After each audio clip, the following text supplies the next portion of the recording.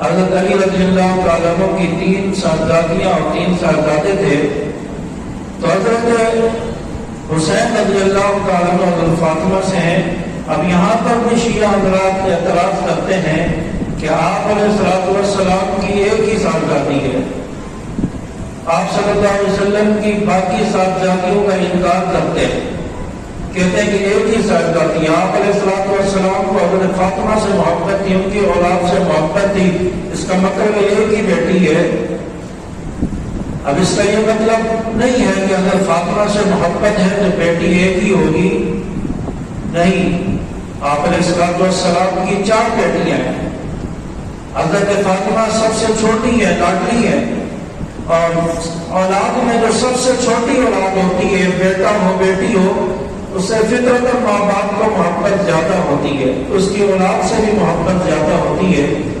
تو حضرت فاطمہ رضی اللہ تعالیٰ عنہ آپ علیہ السلام کی سب سے چھوٹی صاحبزادی تھی، سب سے لاڈلی صاحبزادی تھی۔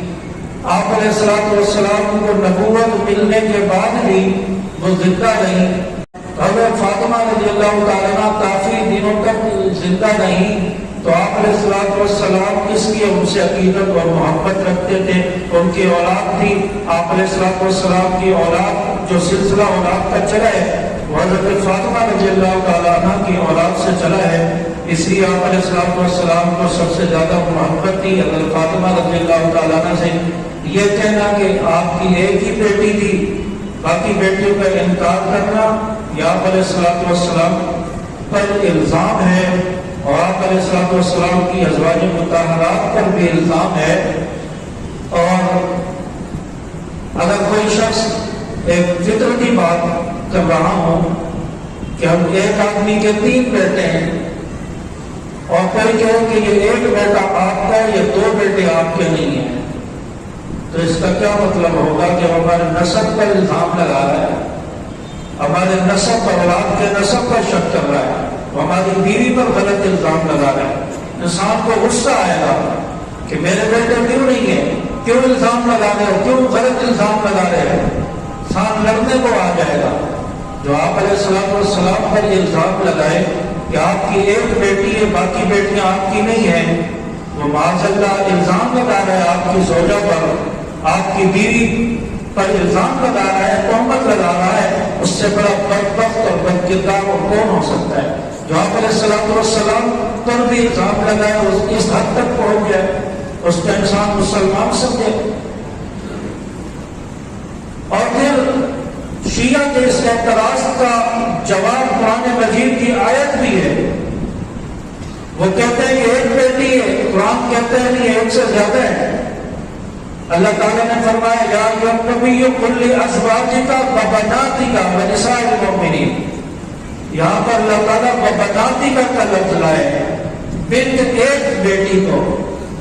بنت ایک بیٹی کے لیے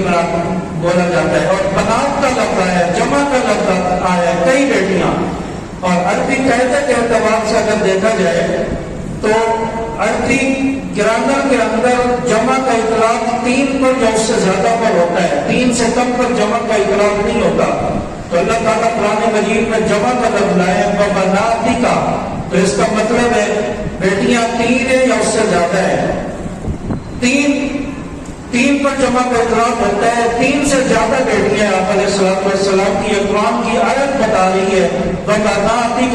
اگر یہاں سے کوئی کہے کہ نہیں اس سے امت کی بیٹیاں مراد ہیں، وہ بھی تو نبی کی روحانی بیٹیاں ہوتی ہیں، اس کے لیے اللہ تعالیٰ الگ صیغہ لائے ہیں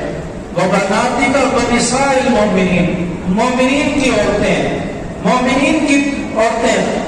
یہ الگ صیغہ اللہ تعالیٰ لائے ہیں، نبی کی بیٹیوں کے لیے الگ صیغہ لائے ہیں۔ تو قرآن کی آیت بتلا رہی ہے نبی کی 3 سے زیادہ بیٹیاں ہیں، پھر میراثیوں کی بات کو ہم کیوں مانیں، چرسیوں کی بات کو ہم کیوں مانیں؟ ہم تو قرآن کو مانیں گے، ہم تو قرآن کی بات کو مانیں گے، ہم ان کی بات کو نہیں مانیں گے۔ تو نبی کی 4 بیٹیاں ہیں، حضرت زینب، حضرت رقیہ، حضرت ام کلثوم، حضرت فاطمہ، 2 بیٹیاں حضرت